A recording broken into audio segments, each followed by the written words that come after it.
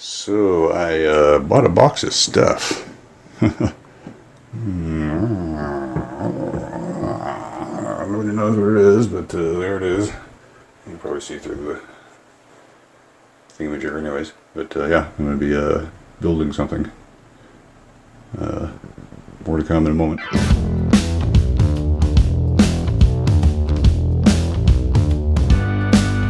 Alright, so yeah.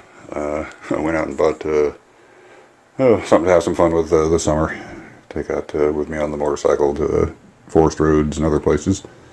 So I got a TRX4 radio control chassis kit. It's a nice, really good four-wheel drive trail and crawler chassis. And so I got a 4-amp battery charger. I got a 3-cell 5,000 milliamp LiPo battery. I got the high torque servo, the steel arm or metal arm. I got the long arm lift kit with the red anodized shocks. And I got some tire glue to glue the tires to the rims. I got 2 different shock oils to experiment with, a little bit lighter and a little bit heavier than what comes with it. I got some red paint and some red paint and white paint. Probably didn't even see anything down there. It's looking elsewhere. So anyways, this is a shock oil. Got 25 weight, 22.5 weight, and 45 weight. I think it comes with 30 weight or something like that, 30 or 35 weight, not sure. Anyways, so that'll allow me to stiffen it, or at least slow it down, or quicken the rebound and jounce. So we got the red and the white paint are going to be for this, which is you can't see it, but it's a 1969 Chevrolet C10 or K10. K10's four-wheel drive version of C10. So that's what that'll be looking like. I think that's a similar vehicle too, except for he's got bigger tires. I don't know. Anyways, I'm not going to get the oversized tires just yet. I'm going to get the lift kit installed.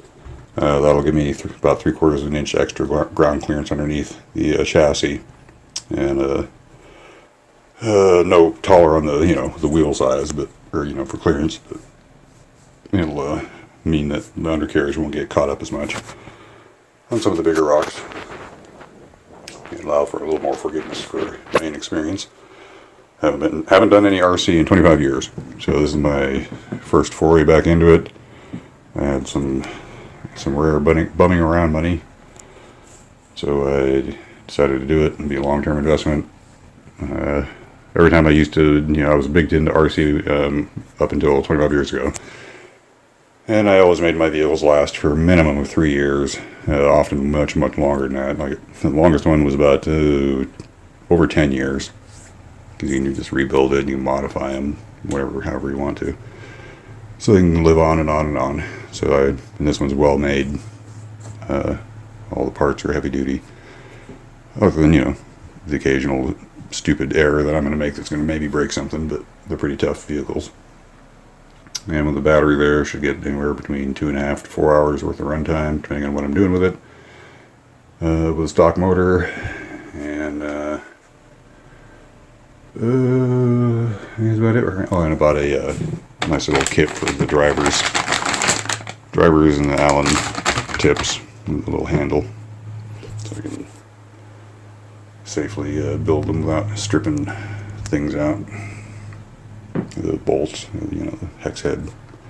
Anyways, alright, the battery's about ready to die here, so thanks for watching. I'm going to try to get all this cleaned up here. My little work corner here, I gotta put some stuff away, and then I'll start on the build. Probably going to record it and upload it, and have some fun with it this summer when I go out, wherever I go out.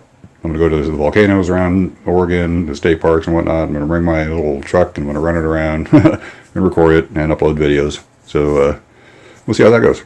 Alright. And I'm going to get an engine sound system for this thing too, so it will sound like an actual V8 engine. I mean, fully everything. It's like pretty amazing. Alright, anyway, that was called the ESS, which is a engine sound system, but it's a dual plus. So it's like a big Herkin boombox that you can program to sound exactly like whatever engine you want. So look forward to that. All right, y'all have a good day. Bye.